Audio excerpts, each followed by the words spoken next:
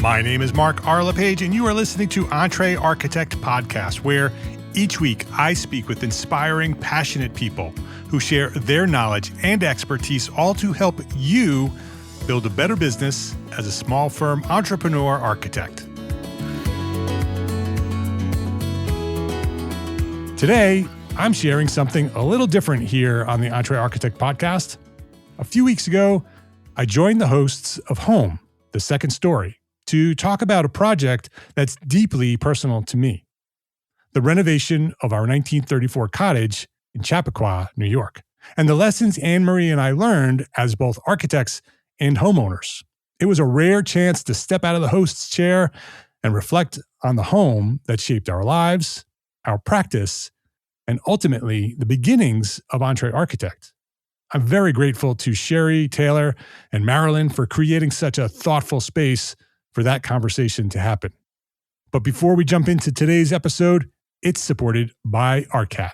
If you want to work smarter on your projects, start your product research at arcat.com. From BIM and CAD details to up-to-date specifications and product data, ARCAT gives you everything in one place.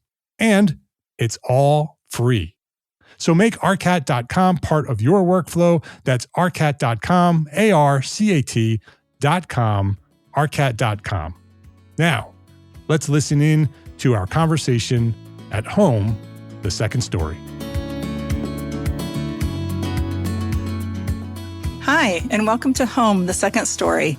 We are three residential architects sharing real conversations with homeowners who've taken on custom home or renovation projects. If you haven't already, check out our first episode to hear more about us and why we're doing this.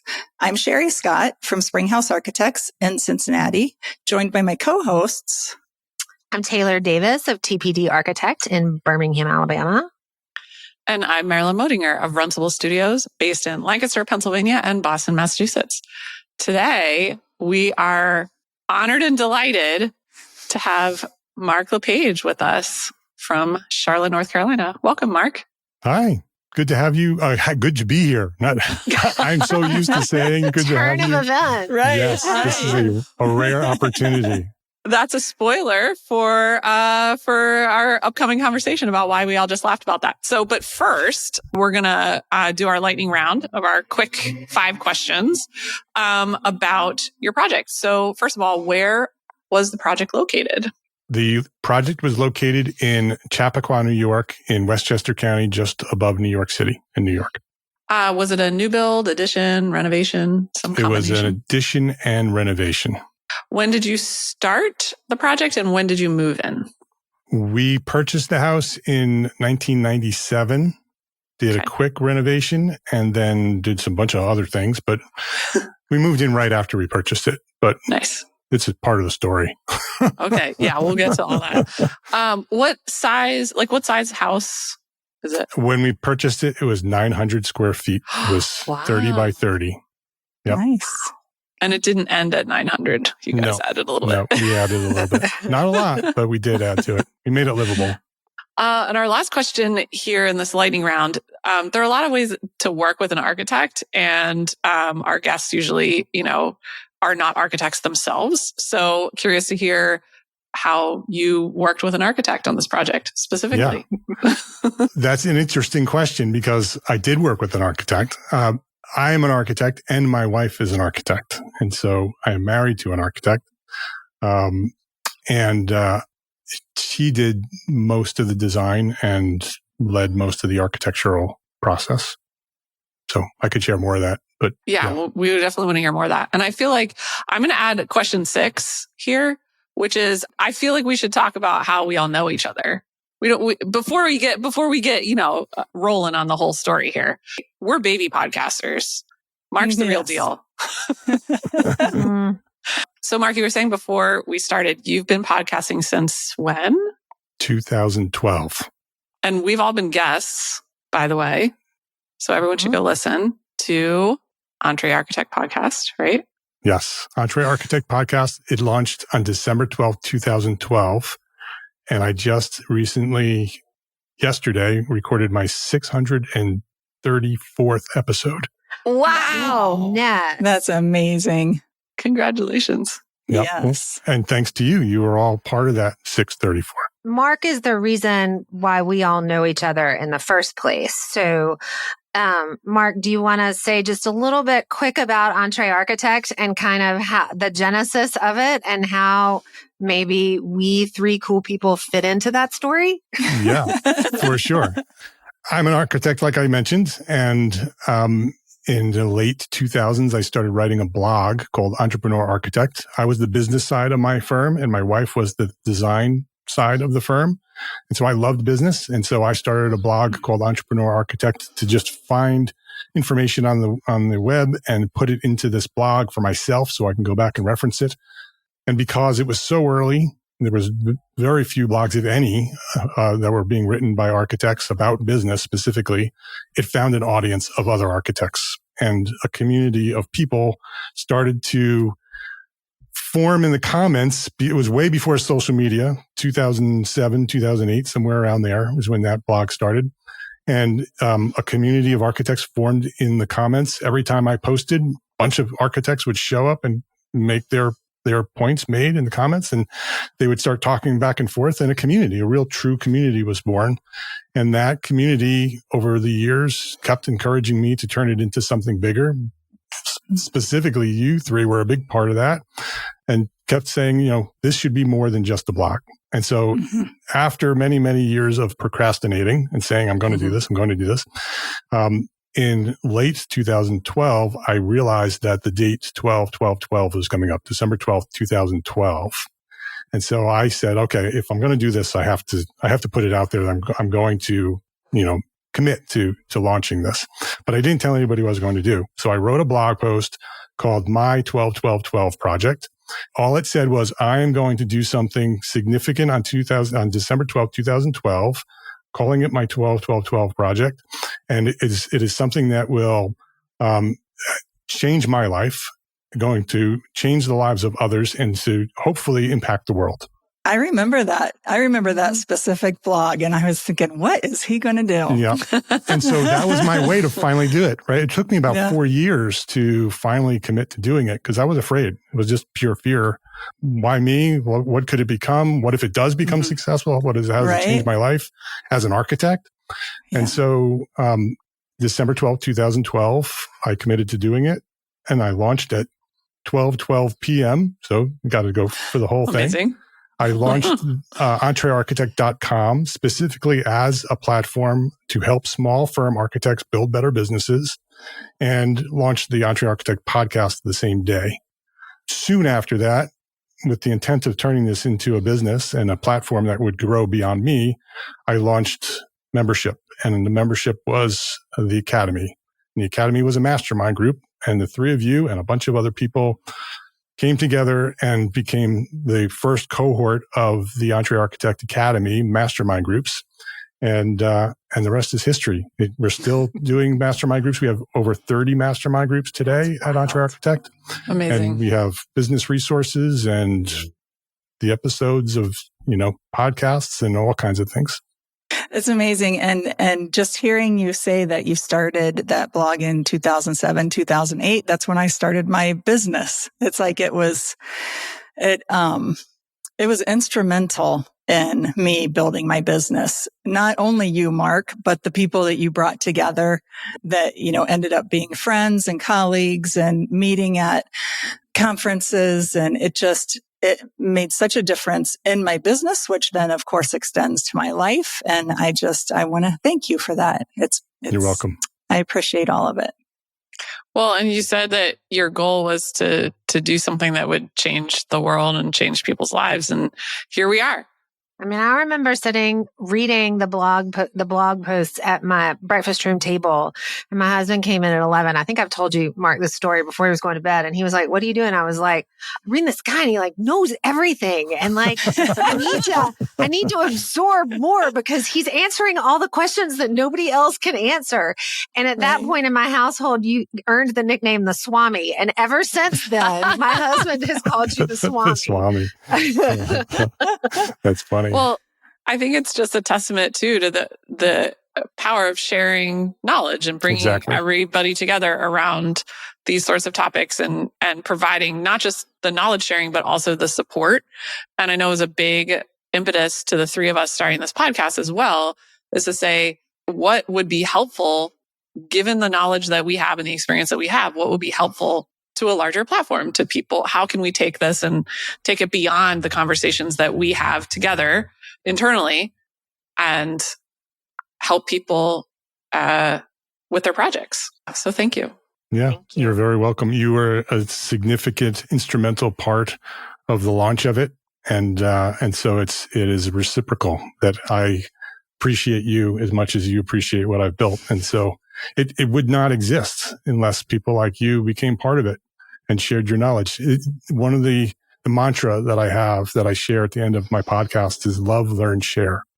And that's my message to the world, is if we can just love more and care about one another and learn as much as we can and then share as much as we can, the world can become a better place. And if I could do that in a small microcosm of architects who are trying to help one another in a profession that for generations hid their information and would not share and were very competitive. Yes.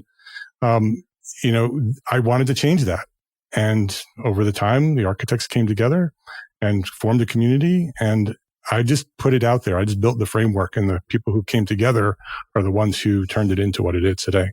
Well, and in the end, all of that helps homeowners, which is ultimately what we're also interested in doing. Exactly. Is helping the profession be better at being architects and running sound businesses and having good practices means that we're able to serve homeowners better. And that's our passion too, as practicing residential architects, right? Is to figure out how to serve. So in the spirit of sharing, we're going to put you back on the hot seat. That's right. All right. Sounds good. Enough of this love fest. Yeah, exactly. Go, Sheri. Okay, so Mark, relative to your project in New York, we want to hear all about that process and how it went and what you learned. And so what did life look like before you started this project? What was the catalyst that made you say, okay, now is the time to really do this? Annmarie is my wife. Annmarie and I were married in 1996. And we lived in a town called Pleasantville in New York, just above New York City. And we lived in a little teeny tiny apartment, and we wanted to buy a house. And two architects trying to find the perfect house is complicated. And so for almost a year and a half, about a year, we had a realtor who we were driving crazy, trying to find the right house. And, they kept bringing us to houses that, just weren't what we were looking for. Mm-hmm. And one day, in the summer, she took us to this house. She said, this house is going on the market tomorrow, and they're going to let us see it first before the open house. And so we got in the realtor's car. She took us to the house. We turned into this private driveway and drove up this hill in a town called Chappaqua that we were not even looking in because it was way out of our budget. It was one of those towns in Westchester County, New York, where all the bankers and all the traders, all the people who make all the money in New York City live, right? They live in Westchester County in Greenwich, Connecticut. And so we weren't even looking in Chappaqua. And so we're like, this isn't going to happen. This is not going to be a house we can even afford, never mind the house that we're looking for after a year of being disappointed. So we drive up this private driveway. That was the first hint. We're like, private driveway? There's no way we're going to be able to afford this house, private driveway.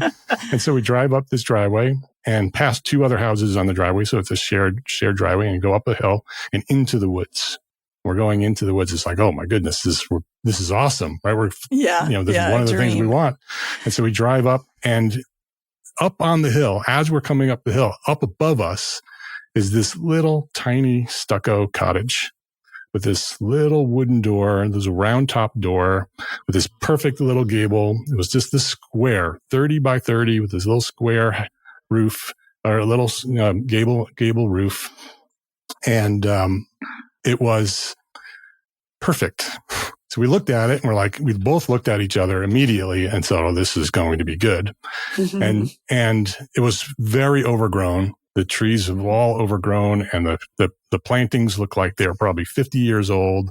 And the driveway, I had two stone piers at the driveway. So you come up this shared driveway, and then you would have, to go into our private driveway, you sort of turn off the shared road and into our driveway, and this little short gravel. At the time, it was dirt. It wasn't even gravel. It was just dirt. And you go past these two piers that were like 80 years old, and look up at the house, and it's like this perfect house, this big stone retaining wall, all like 80-year-old stone, field stone wall. And it was like a tan stucco with dark red trim, and it had like pasted on wood to make it look like a Tudor. It wasn't a Tudor, but they sort of pretended it was a Tudor. Somewhere along the line, they did that. And we were like so excited about this. And it was priced in a price that was above our budget, but it wasn't unmanageable. So we're like, maybe this could work. And so we walk up the stairs and we walk in the front door, and it was a disaster. It was a disaster. They were still living in it because the open house was the next day, and they hadn't yet cleaned it up. I don't know how they cleaned it up for the open house. They probably didn't, but it was a hoarder. It was really? It was 3 feet of stuff and probably 50, 60 years of life in this house that had not been painted in generations. And the walls were all dirty and sticky and moldy. Anybody else who would have walked into that door would have been disgusted, and they would have turned around and left. But Annmarie and I walked in and said, hey, oh my goodness, this is going to be great. This is perfect.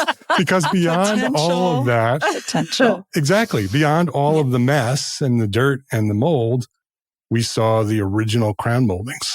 And we saw the original fireplace and the original mantle and the original hardware and the original light fixtures and the original textured plaster on the walls. We looked right past the mess and fell in love with this little tiny house that had been neglected for 50 years, that nobody else would have, anybody who would have walked into it would have said, this is a teardown. We're not even messing with this, because it literally had not been updated ever. It had, from 1934, it was built, and it had never been updated. It had the original fuse box with 2 fuses. It had the original kitchen. The kitchen was about 8 by 10. And it had the original porcelain sink and this built-in cupboard, and the refrigerator was blocking the door to the back deck because they didn't have refrigerators that size or at all in 1934. And the stove was this original 1940 stove, little white stove, and everything was like a time capsule. Yeah, it was a time capsule. And we just totally fell in love with it. Obviously, it was going to be a lot of work, but it also allowed us to afford this house. Right. And it was all there because it was so neglected, it had never been updated. All the original stuff was still there. The original light fixtures and the original plaster and all of that stuff that most houses built in the 30s, it's all been gutted somewhere along the line. And so a house that's built in 1934 that still has all of the 1934 life and design and details is unheard of. And hidden treasure. Exactly. And so we immediately put an offer on it. And they were not supposed to be in the house, but they were. And they met us.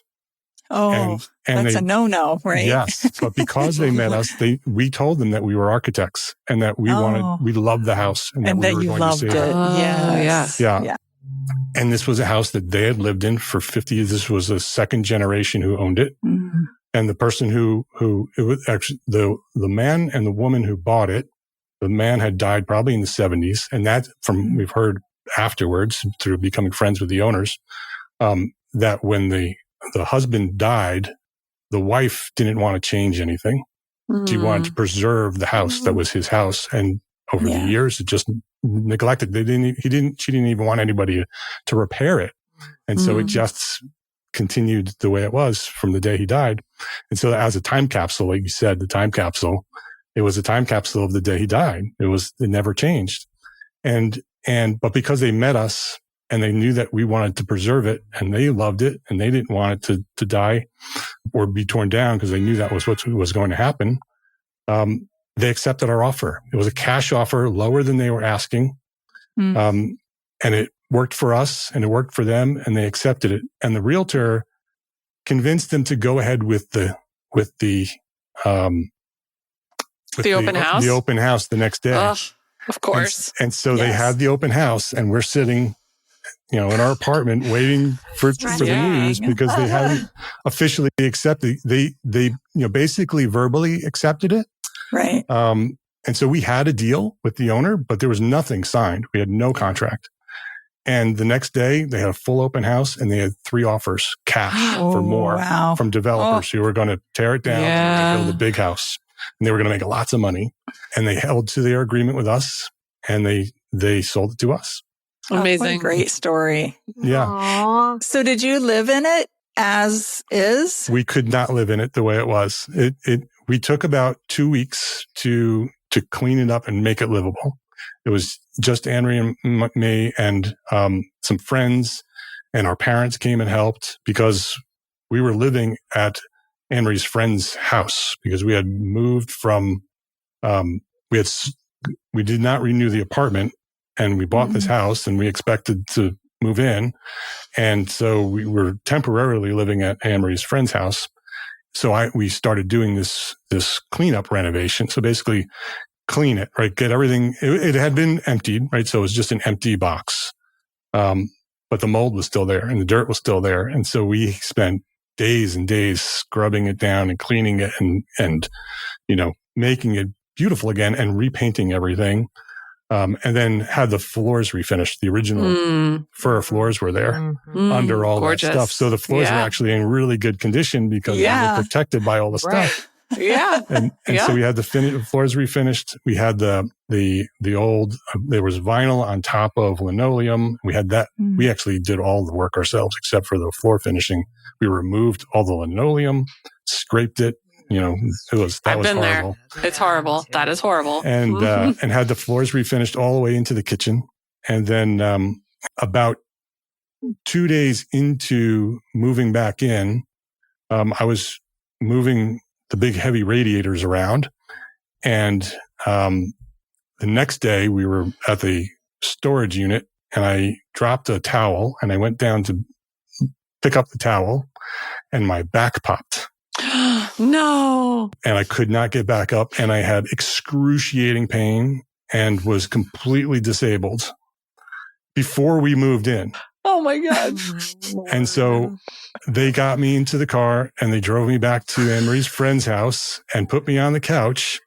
And I spent another week laying on her couch, immobilized, because if I moved, I couldn't breathe. While Annmarie moved all those boxes. And Annmarie and her parents and help of friends moved everything back into the house. And then eventually I got back into the house. And so that was the first piece of it, was getting it available to live in, to make it healthy, right? To make it livable.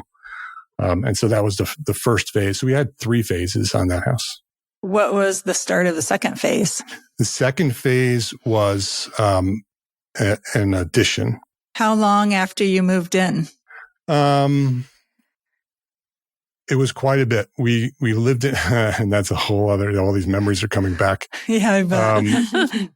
We lived in it for several years, had kids. And so we had our first James and then we had Henry, and Henry was about 1.5 years old when we did that. And he was born in 2004. And so 2005, I guess we did the addition, and we did the addition, not because we had the money, but because Annmarie's father one day came by and saw that we were giving his grandson a bath in the bathtub, and there was not enough hot water. And so every day we would take boiling water from the kitchen that we would boil on the stove, and we would bring it through the house to the one bathroom that we had, because we only had one bathroom, and fill up the little kiddie bathtub with hot water, and so he could have a bath. And we were just living that way. That's the necessity of living in a house like that. And the house had no insulation, and so in the winters it was cold. So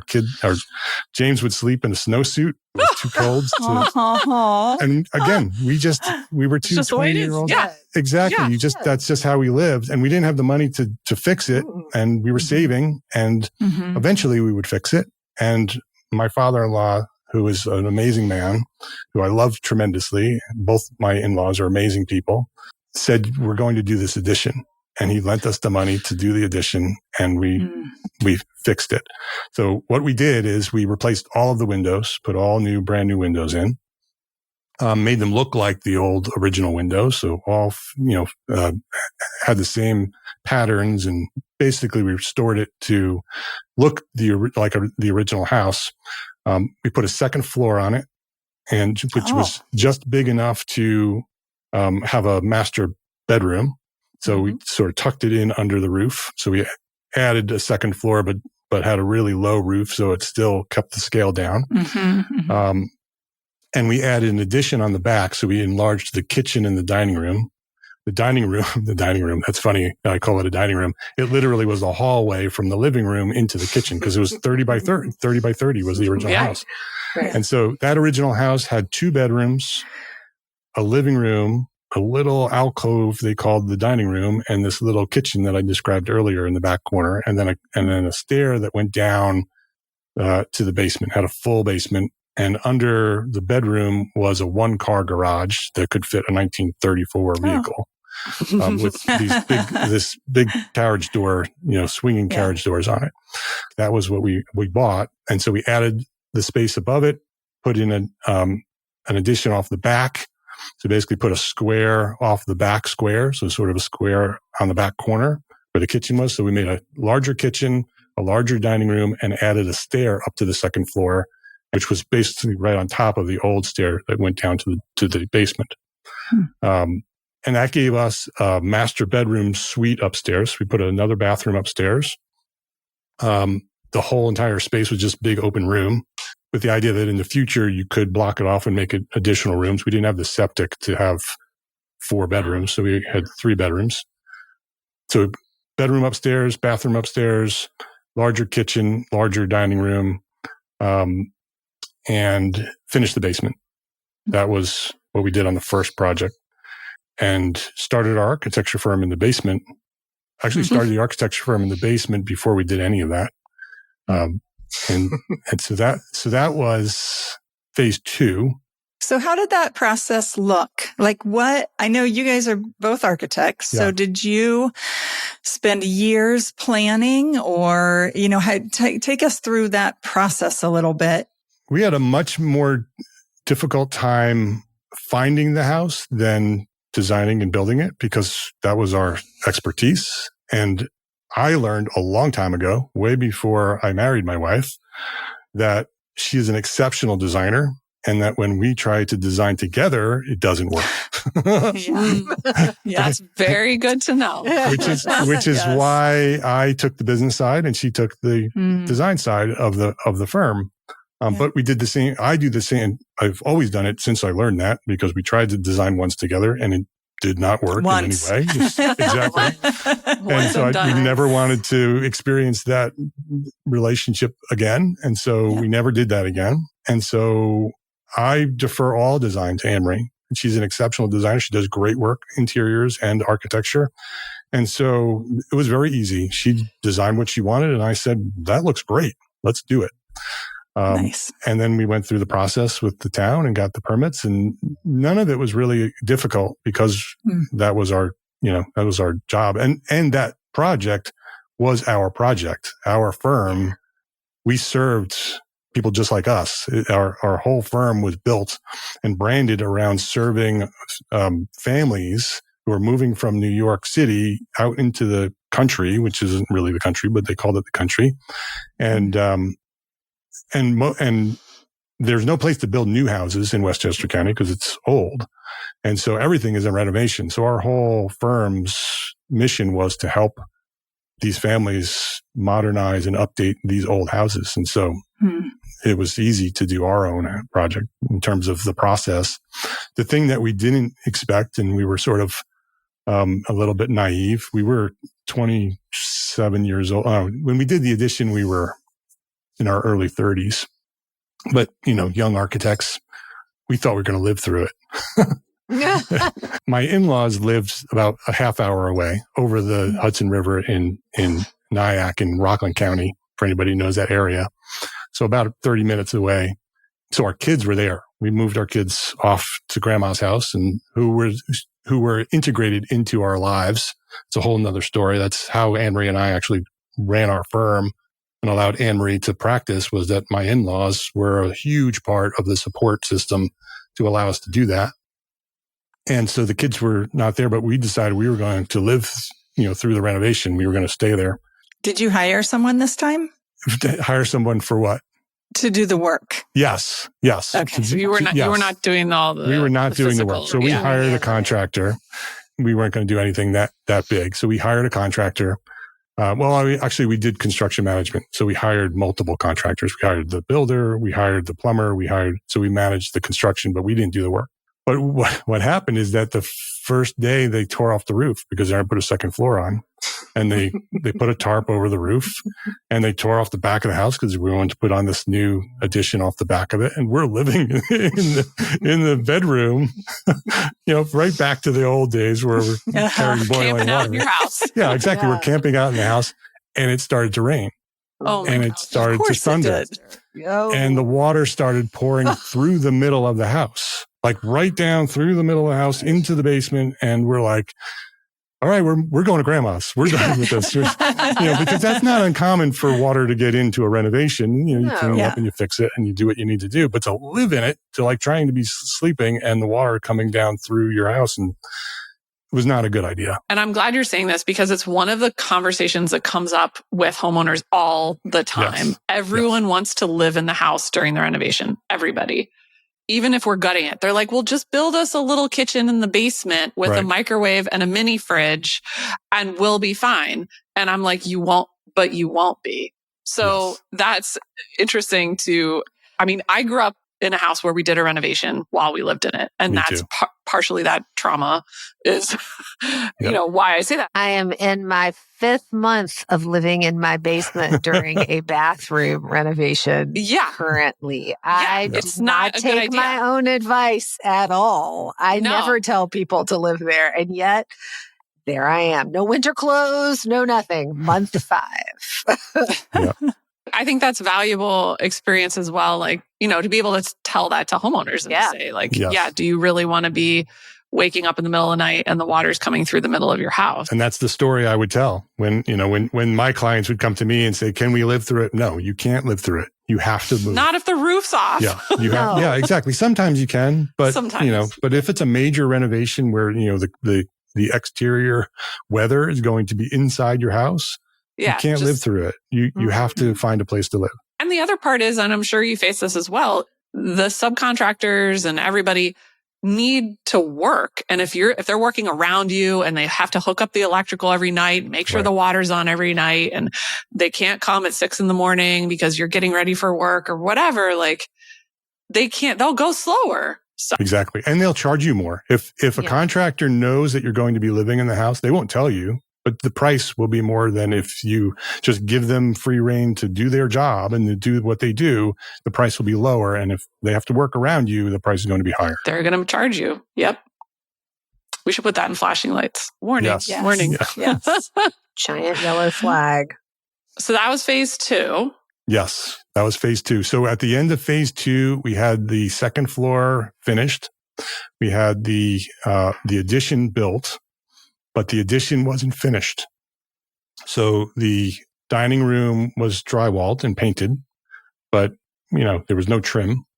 And the kitchen, again, was painted and had a little bit of trim, but it was just to make it, actually the windows did have trim in the dining room. The kitchen also had trim on the windows, but it was really just to make it look finished. So it was painted and trimmed, but it wasn't finished. And the kitchen, we put in a temporary IKEA kitchen because we couldn't afford the kitchen. We could just afford the addition and to get it up and running and to make it livable for our children without having to carry boiling water across the house. So with that renovation, we also did a full new HVAC system and all new plumbing and new electric, put in all new 200 amp electrical panels. So fully modernized the house. That's another tip to homeowners too. Like when you're doing a renovation, that's the time to do all of that stuff. Yes. If you've got stuff open and available, I want everybody to listen to that, because if you've got anything that is bugging you about your HVAC or electrical, if you're doing an addition, even if it's just partial addition, that's the time to handle all of that stuff. The other thing about that is if you don't do it then, you're going to have to do it later when you do other things. It's going to be a huge mess. And also, these are the things that homeowners don't count when they're adding up their potential budget. They're like, oh, a kitchen is going to cost this, the additional cost this. And my first question when we start talking about scope is, how old is your HVAC system? Mm-hmm. Because you're going to have to, oh, well, the unit's about 15 years old. Like, we're replacing that sucker. We are not going through all this and adding all this stuff and adding all this ductwork and doing all this stuff. And then you're going to replace the whole system in 2 years after you finish the renovation. So yeah, it'll be a lot more expensive too. Again, way more expensive to do it later.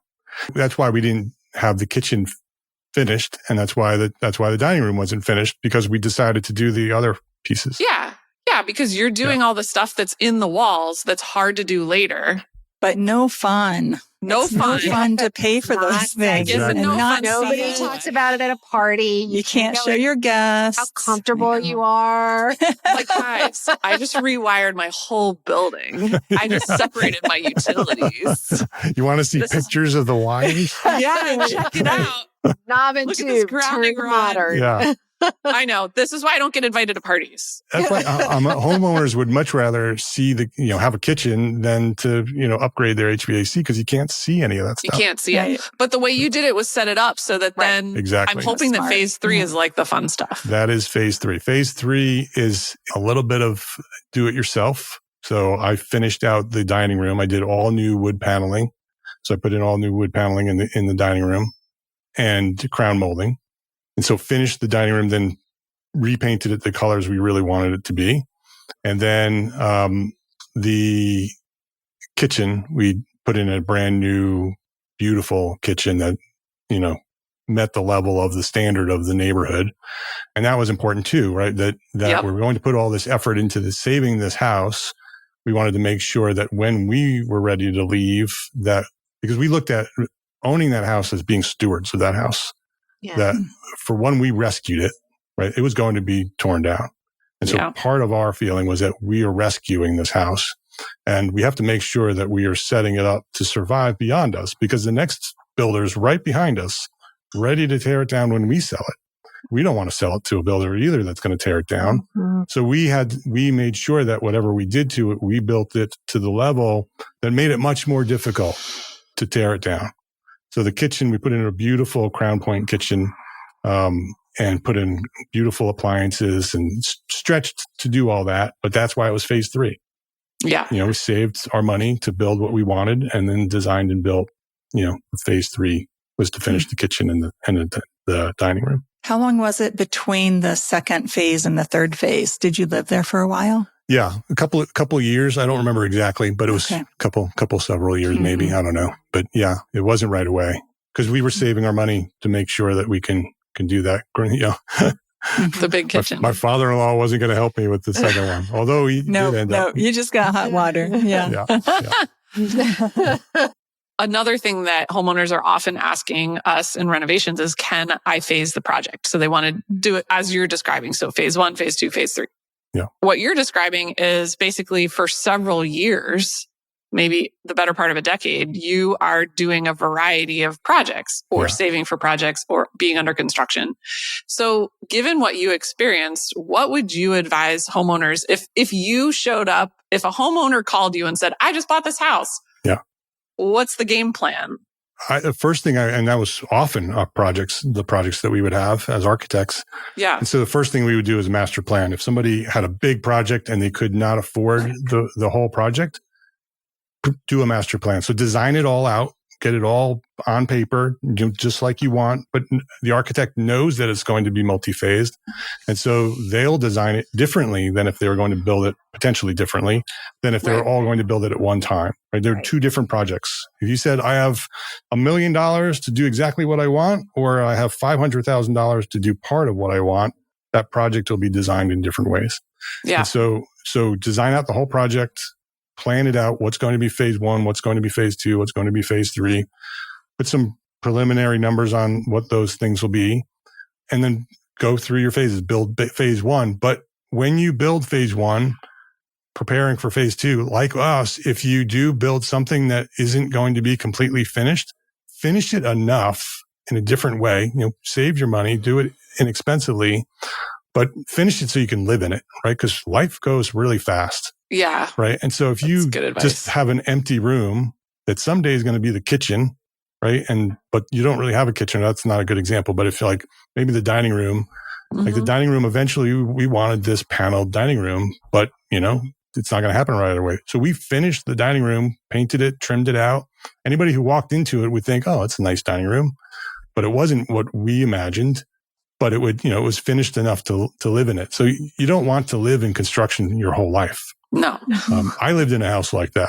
My father did all the work on the house that we grew up in, and it was constantly under construction. Yeah. We lived in a constant renovation, which is, lead me to architecture and construction and taught me a lot.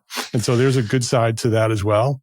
But it also, you raise your family in construction on plywood floors and unfinished walls and, cold breezes. And I would recommend that you finish it enough that you live in it and you can enjoy it. And then when you're ready for phase 2, take out the stuff that was inexpensive to put in that you enjoyed for a couple of years, and then build phase 2 and then phase 3.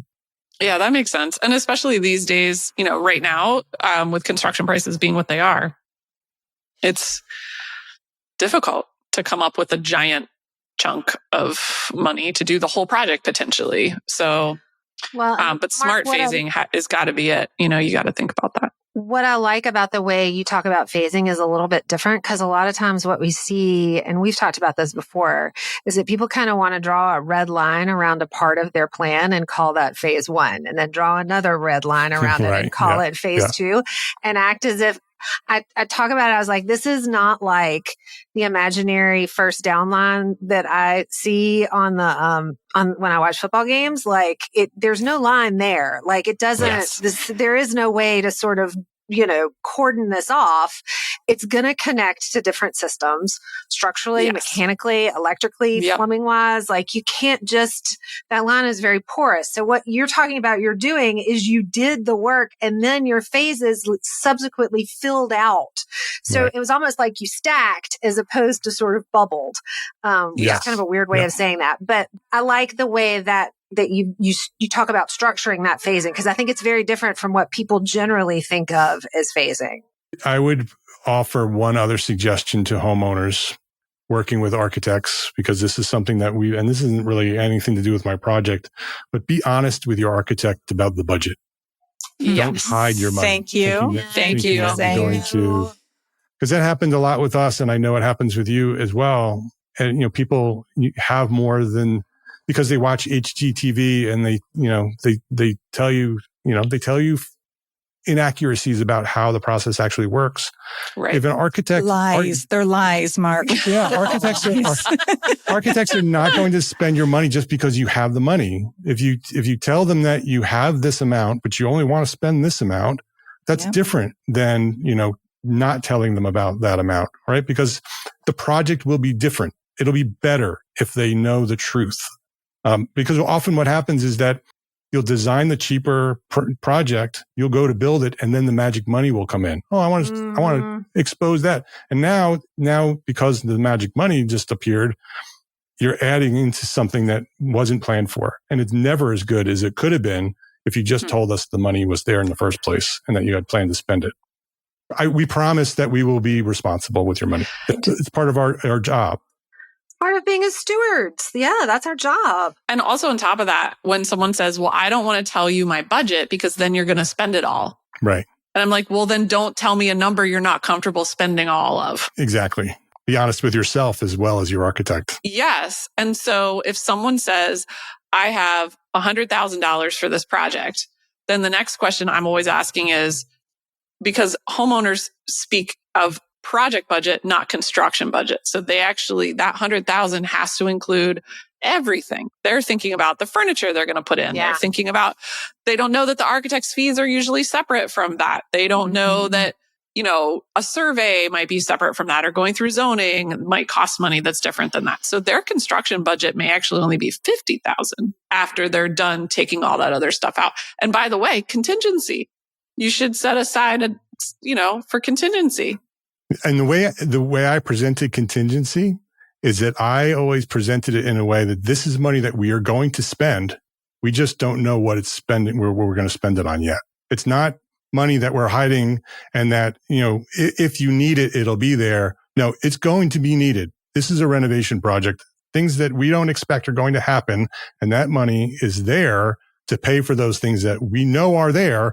We just don't know what they are yet. 100K, and you say, and I'm just using a number just out of the blue, and you say, okay, 20K is contingency. Right. XK is for architect, XK is for this. And then what's left over is what we can spend on the kitchen or the whatever. And the 20K will be spent. Will be spent. Yeah. Because you will open up walls and you will find crazy stuff. Yeah. Every time. Every time. I'll share a quick story. When I did my first renovation in Birmingham, we ended up in the project at the very last piece, and the home. I was trying to convince the homeowner to take a porch off the garage so that we could do a 3-point turn with the minivan in the driveway. Like, this is the kind of projects. And he looked at me and he said, "Nope." And I was like, "Why?" And he said, because at this point in the project, the only thing we're going to fund is Confederate money or a Native American burial ground, and neither of which are going to help me pay for the rest of this job. That's all that's left. Got to know when to fold them.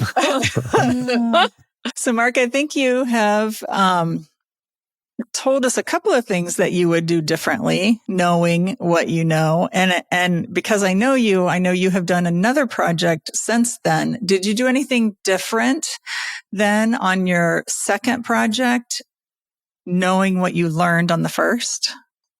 Well, my second project is when we moved to North Carolina. So in 2017, my in-laws, who were in New York, who were helping raise our children. And now by this point, my children were, older. They were teenagers in high school, and college. So this is a long way to answer your question. Okay. My in-laws would go down to North Carolina to visit their sons, my wife's brothers, who lived in Charlotte, and they would just go down to visit every year. And we were in New York, not with Annmarie's brothers, and coincidentally, my brothers, who were also in Charlotte within an hour of my brother-in-laws, but we were still in New York. But we were in New York because my in-laws were in New York. They were never moving. 2017, they went down to visit, and they bought a house while they were there. Oh, so it all changed. My brother-in-law brought them to show them a house, never imagining that they would buy a house. And my mother-in-law said, "Oh, this is nice. I could imagine living here." And that was all he needed. He had a realtor there. 15 minutes later, he had a realtor there. And about an hour later, they had a deal. Sounds like a plan that was hatched. and they didn't know, and we didn't know. And they came home and they said, "We bought a house. We're moving to Charlotte." And we're like, I looked at Annmarie and said, "When are we moving?" Because the only reason we were there was because they were there, and we were going to be there as long as they were there. We wanted to make sure that we were there with them to support them and to have them be able to support us. And so when they left, we're like, okay, we're going to go too. And so they wrapped up in 90 days. They cleaned up a house that they had lived in for 50 years, sold it, and moved to North Carolina. Wow. Within, Amazing. 3 or 4 months of, I will never move, to now living in North Carolina. Right. Mhm. And so, but we were practicing in New York. And so we had a firm with clients and projects. And so we decided, okay, we're going to finish all of our projects, go through all our commitments, finished everything. And a year and a half, we moved to North Carolina as well. And the house that we bought was a house that was a short sale. And that's a whole other story. The short sale, the realtor of the house that was selling the short sale house was the owner of the house that was having a short sale who didn't want his house to be sold. I don't know how that's legal or how it worked out, but he was a licensed realtor and he was the selling agent on the house. My realtor did not like that her profession was being played with that way. So she was going to get this house for us. And Annmarie loved this house and wasn't going to let that happen. And so we ended up buying the house. But the house was built in 1993 and had never been renovated. So we bought it in 2019. It was built in 1993 and was still 1993. So, and I think the kitchen, somewhere along the line, the kitchen probably was renovated. And so this house was in great shape, but was still 1993. The outside was synthetic stucco with fake arched windows, this horribly proportioned front entrance with these ceramic tile stairs that went up that were like 12 by 12 riser runs, this horrible front entrance. And again, we saw it and looked right past all of that and said, we're going to make this into this beautiful little house. And so we bought it and we did a whole house exterior renovation on it. So replaced all the windows and doors, put a huge sliding glass door off the kitchen. The house originally had these big, when you walked into the living room, these big windows that looked out to the backyard. And removed all of the stucco, which we thought was going to be a huge problem because synthetic stucco in the 90s in the South is a mold problem for everybody. Welcome to my world. We removed that stucco and there was one place with a leaky window that had rotted wood. So lucky. And we were incredibly lucky. And so we had that money budgeted to fix that problem and that problem didn't exist.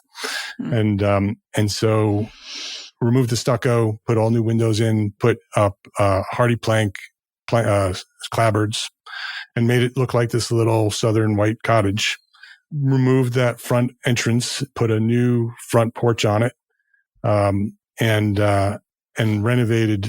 And that was the first phase. So full exterior renovation. Second phase was a new kitchen and dining room. So we replaced the probably early 2000s kitchen, replaced that. And so lessons, we project managed it.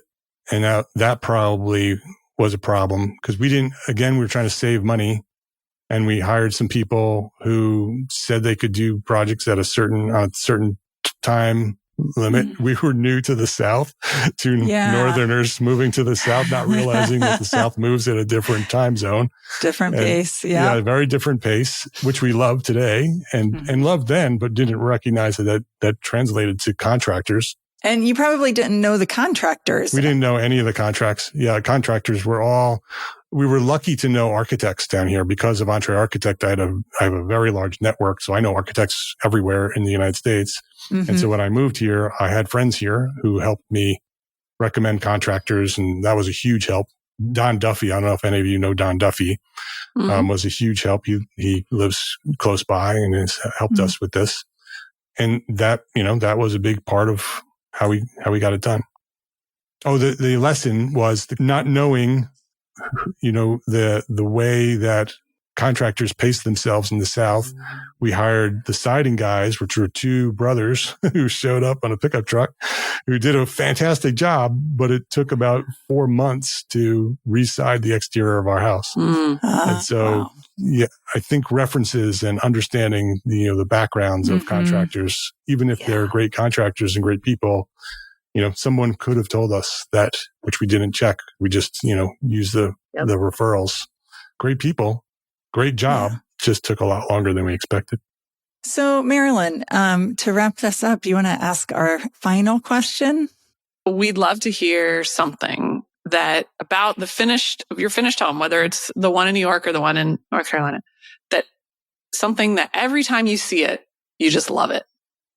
There's a lot to love in both houses. I mean, we put so much love. Answer. We put so much love into both houses. I mean, the Chappaqua house was, the whole thing was done out of love to save the house. And so everything there, we miss that house a lot. There's not much I miss about New York. I really love where we moved, and New York has a really, stressful environment to live in.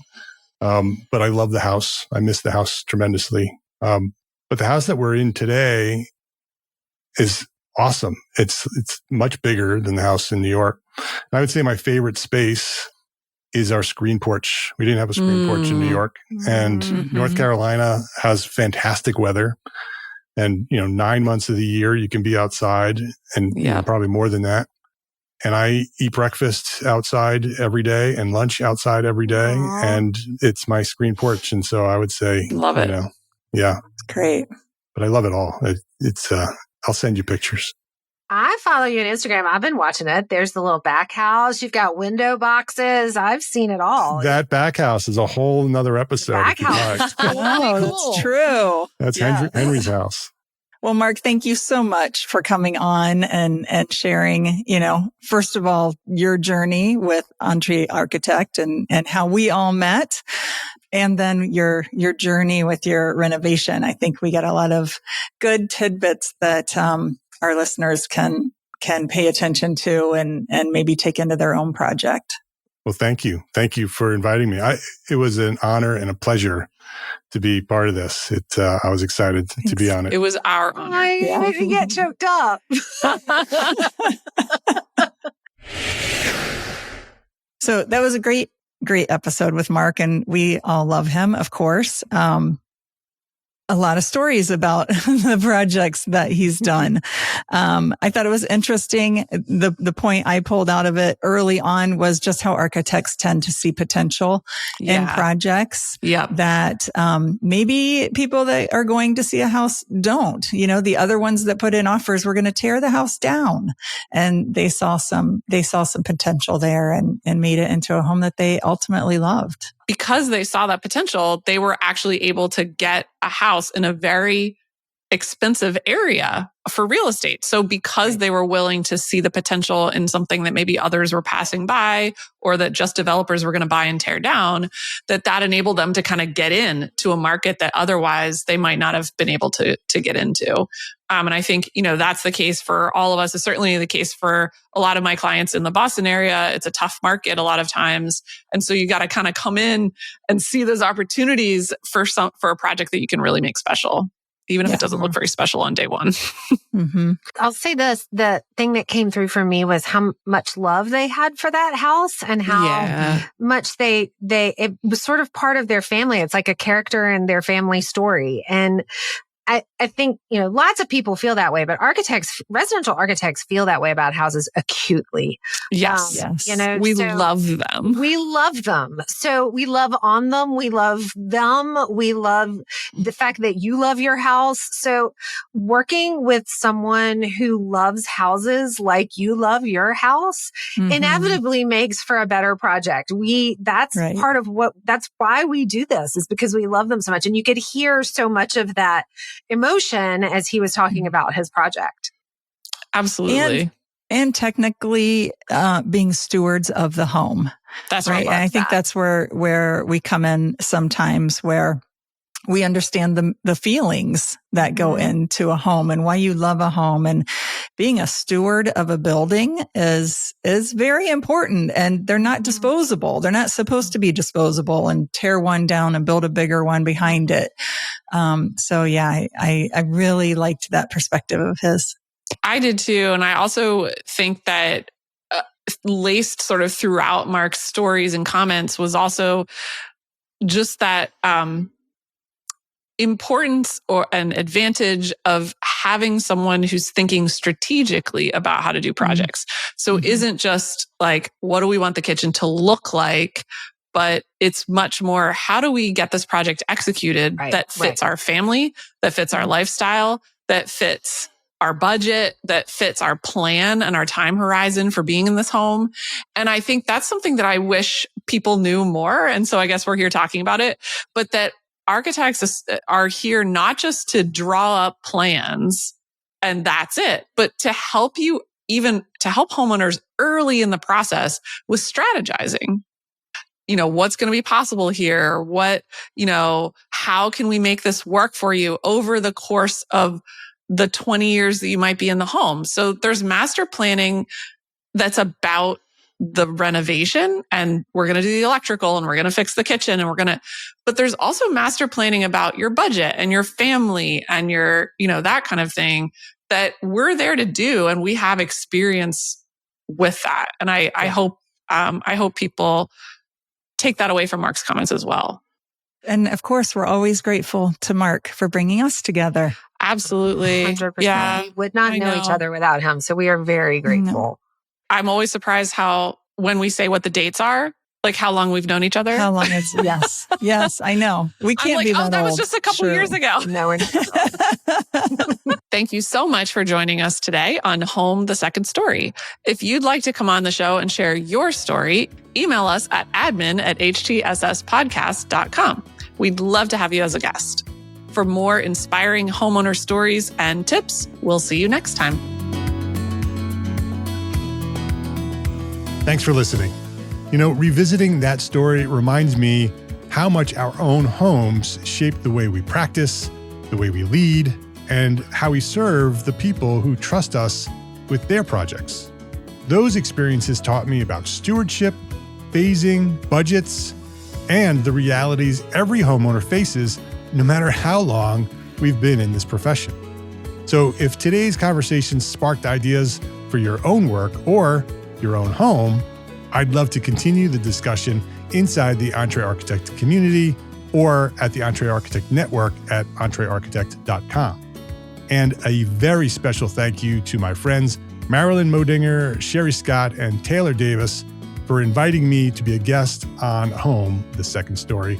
They're doing some very meaningful, important work for homeowners and for our profession. So if you enjoyed this episode, please go subscribe to their podcast feed and support what they're doing. We'll include a link to the show in the show notes. And thanks again to ARCAT for supporting this episode. If you're not already using ARCAT as part of your daily process, give it a try. Their library of specs, BIM content, and product data can save you hours on every project. So visit arcat.com, that's ARCAT.com, and see how much easier your next set of documents can be. If you enjoyed this episode of EntreArchitect Podcast, please share a link with a friend, because that's how we've continued to grow and serve thousands more small firm architects just like you. Thank you to our sponsors for this episode. Links to the sponsors and all the resources we discussed today, they are all available in the show notes for this episode at entrearchitect.com/podcast. EntreArchitect is a proud member of the Gable Media Network. It's the multimedia network moving the architecture, engineering, and construction industries forward through the power of storytelling. You can earn AIA continuing education credits by listening to select episodes of this podcast and many others at gablemedia.com/members. And if you are a small firm architect, listen up. Join us today at EntreArchitect Network. It's the worldwide community for entrepreneur architects. We've been around since 2012, and our basic level is now free to join. Yes, you can join EntreArchitect Network for free. And that gives you access to valuable business resources and our global community of architects. And you can upgrade anytime for live coaching, AIA-approved training, and mastermind support. So visit entrearchitect.com to learn more and to get started. My name is Mark R. LePage. Thank you for listening to the EntreArchitect Podcast. Love, learn, share.